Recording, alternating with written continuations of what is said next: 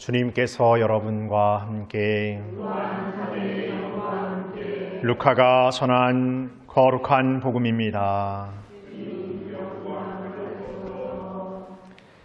여섯째 달에 하느님께서는 가브리엘 천사를 갈릴레아 지방 나자렛이라는 고을로 보내시어 다윗 집안의 요셉이라는 사람과 약혼한 처녀를 찾아가게 하셨다. 그 처녀의 이름은 마리아였다. 천사가 마리아의 집으로 들어가 말하였다. 은총이 가득하니여 기뻐하여라. 주님께서 너와 함께 계시다. 이 말에 마리아는 몹시 놀랐다. 그리고 이 인사말이 무슨 뜻인가 하고 곰곰이 생각하였다. 천사가 다시 마리아에게 말하였다.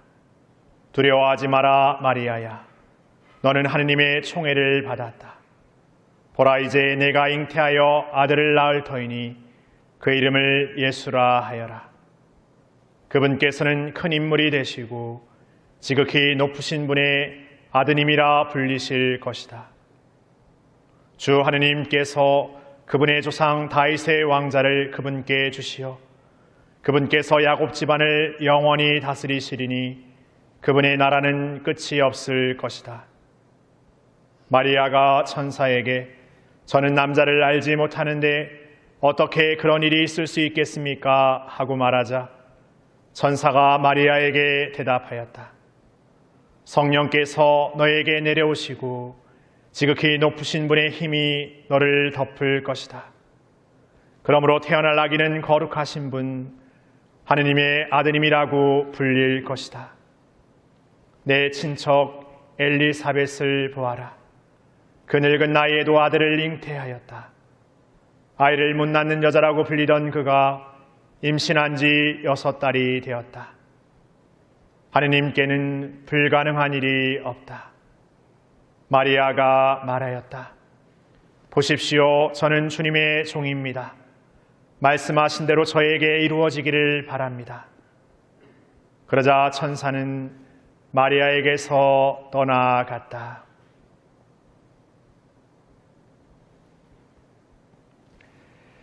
주님의 말씀입니다.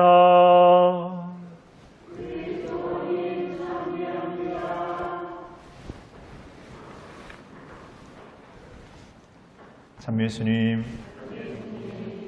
또 날씨가 많이 추워졌습니다. 예.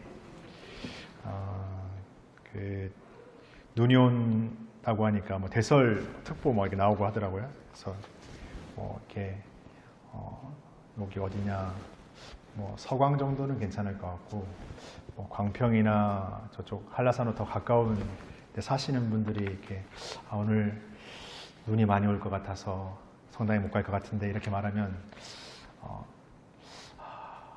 그럴 수 있지 이렇게 생각할 수 있습니다. 근데 우리 덕수나 사계에서 있는 사람들이 눈 와서 성당 못 갈 것 같아 하면 어떻게 생각하십니까? 웃기고 있네요. 생각을 해요. 근데 이제 또 모를 일이에요. 지금 사계나 덕수가 또 길이 얼었을 수도 있잖아요. 눈은 안 와도. 그러니까 내 입장에서는 거기는 뭐 괜찮지 않나? 이렇게 생각하는 게 있잖아요. 그런 것처럼 또 다른 게 이런 게 있습니다. 저 딴에는 막 이렇게 해서 막 멋지게 입었어요. 나름 멋지게 입었는데 다른 사람이 볼 때는 뭐 저렇게 입나 이렇게 생각하는 게 있거든요. 나는 이렇게 이게 멋있다고 생각하는데 다른 사람 눈에는 이렇게 그러지 않아 보이는 게 있잖아요. 근데 또 고집하는 게 있어요. 자기가 또 이렇게 착 있는 스타일을 고집하는 게. 그게 왜 고집합니까? 그게 나의 어떤 좀 딱 드러낸다고 생각하잖아요. 그런 것처럼 이렇게 밖에서 남이 나를 보는 거와 내가 생각하는 것이 이렇게 차이가 막 있어요. 그러다 보니까 어떻게 보면은 굉장히 어떻게 보면은 다른 사람에 대해서 이렇게 왜 저러지? 왜 저러지? 하는 사람일수록 자기 스스로에 대해서 잘 몰라요, 사실. 그러니까 자기를 잘 모르다 보니까 다른 사람에 대해서 이렇게 얘기할 수 있는 것 같아요. 그러니까 내 스스로에 대해서 자기 점검이 조금 이렇게 하는 사람들은 쉽게 말하지 않아요. 왜냐하면 나도 나를 단정하다시피 하지만 어느 순간에 바뀌는 게 너무나 많다라는 걸 이렇게 깨닫게 되잖아요. 그러니까 오늘 어떻게 보면 제1독서 아하즈라는 임금이 나오는데 아무것도 청하지 않겠다라고 말하거든요. 근데 여기에는 어떻게 보면은 겸손함의 아하즈가 아니라 자기만의 생각의 아하지가 있어요. 그러니까 하느님께 무엇을 청하고 말고 할 그게 아니라 자기가 판단하고 생각하고 계획하는 어떤 그 임금 다스림의 상이 있는 아하지예요. 그런 왕실에 이새 예언자를 통해서 그 천사의 표징이, 하느님의 표징이 이렇게 알려지잖아요. 그리고 오늘 복음에서는 마리아를 통해서 나자렛 시골 처녀 마리아에게 등장하는 하느님의 가브리엘 천사의 수태고지의 예언이 등장하잖아요. 어떻게 보면 왕실에 대한 예언과 시골 처녀 마리아에 대한 예언의 어떤 모습은 어울리지가 않아요.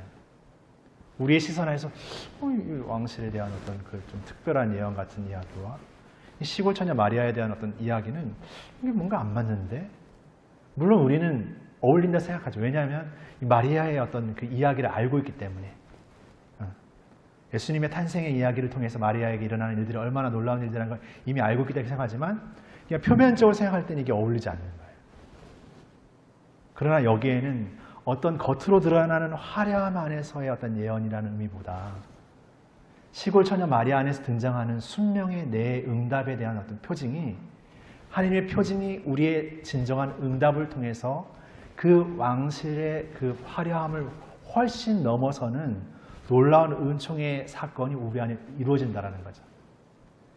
또 다른 편 우리에게 적용해 보자면, 우리라는 존재가 하나님을 믿고 고백하는 신앙의 삶을 통해서 완전히 새로운 하나님의 자녀됨의 존재로 변화될 수 있다는 것에 대해서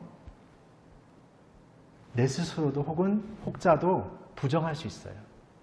제가 뭐 안 될 것 같은데, 제가 뭐 하는 것 봐서는 뭐 기도도 열심히 하고.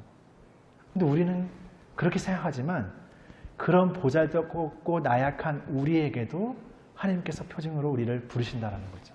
우리에게 드러나신다는 거죠. 그리고 우리에게 뭔가 어떤 겉으로 주어지는 옷이나 어떤 패션이나 이런 것들이 우리에게 어울리냐 안 어울리냐를 생각하지만, 신앙이라는 하나님의 어떤 섭리가 우리에게 어울리냐 안 어울리냐도 우리가 그렇게 재단하고 판단해 버리지만, 사실 우리 존재 자체가 그분의 모상됨의 존재라는 것을 우리가 생각한다면 이미 우리에게 마련되어 있는 그분의 섭리는 우리에게 어울리지 않을 수가 없는 거죠. 그것을 거부하거나 그것을 판단짓거나 그걸 결정짓는 건 우리의 생각, 세상의 생각들이거든. 그 우리를 걸려 넘어지게 하고 멈춰지게 하고 넘어지게 하는 것들이죠.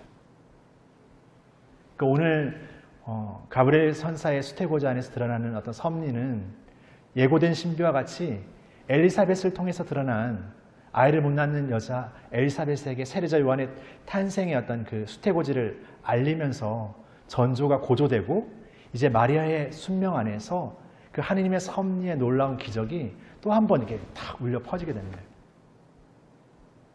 그 불가능과 불가능의 단계를 넘어서 훨씬 더 놀라운 일들을 하나님께서 우리에게 이루시잖아요. 우리라는 어떤 불가능한 존재, 우리라는 어떤 나약한 존재가 우리의 그분에 대한 믿음과 신뢰와 그분에 대한 전적 의탁 안에서 우리를 통해서 이루신 하나님의 섭리는 그런 모든 불가능의 것들을 훨씬 넘어서서 이루신다는 거죠.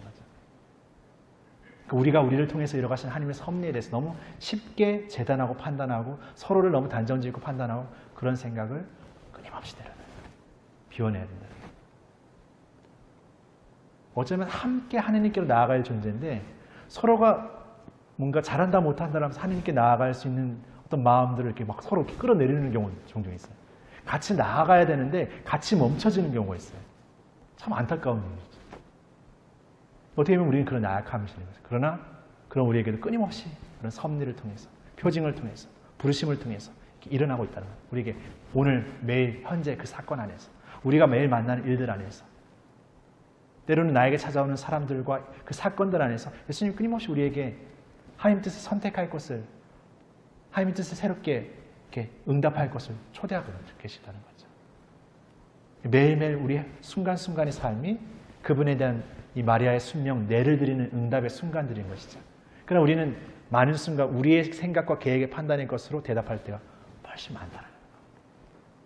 그러기에 우리는 다른 사람들과 다른 사람이 어떤 것보다 내가 하나님과의 관계 안에, 내 삶의 매일 선택의 순간, 내 그 사건들 안에서 난 하나님께 얼마나 그 내 응답을 잘 드리고 있나, 입으로만 드리고 있는 것은 아닌가, 머리로만 드리고 있는 것은 아닌가, 정말 전적인 이 온 존재를 삶으로써 난 내라는 응답을 드리고 있는가. 그런 마음들을 다시금 새롭게 점검해보는 그런 시간인 것 같습니다. 더욱 그 기쁨의 시간들이 우리에게 성탄, 새로운 큰 기쁨의 하나님의 표징의 그 순간이 우리에게 임박해 오고 있는 이 여정 안에서 어떤 의미에서 전례력의 어떤 날짜는 제가 대림 3주간 수요일이라고 표현하지만 전례력의 어떤 네임은 대림 몇 주간이라는 이름도 쓰지 않아요. 12월 20일, 12월 21일. 어떤 이름보다 점점 그 다가오는 그 시간을 이렇게 하나하나 카운트해가고 있는 거죠. 그러니까 우리의 이 여정도 뭔가 지금 이 순간에 뭔가를 막 다 결정짓고 보여주고 그게 아니라 그 기다림의 여정 안에서 그 큰 기쁨을 향해 나아가는 그 여정 안에서 끊임없이 또 새롭게 새로움을 향해서 나아가는 우리 모두를 서로를 함께 이끌어주고 서로를 기도해주고 서로를 밀어주고 서로를 응원해주는 그런 삶의 여정이 되는 삶. 그것이 진정한 우리 안에 참된 성탄, 참된 생명을 품고 세상에 그 빛의 생명을 내놓는 삶이 될 것입니다. 그렇게 우리가 제대로 하나님의 생명을 품는 마리아의 삶처럼 우리도 그분께 대한 순명의 내 삶을 매일매일 살 때 우리도 세상에 마리아의 삶을 통해서 보여줬던 그 빛의 생명의 삶의 어떤 모습들처럼 우리들도 우리의 삶의 자리 안에서 그런 빛의 존재의 삶을 더욱게 보여주고 살아가게 되지 않을까 생각해 보게 됩니다. 그런 기쁨을 청하고 기쁨을 희망하는 그런 우리의 삶을 오늘 새롭게 청하면서 다시금 우리의 참된 성탄의 기쁨을 향한 여정을 또 뚜벅뚜벅 오늘의 걸음으로 걸었으면 좋겠습니다. 잠시 묵상하시겠습니다.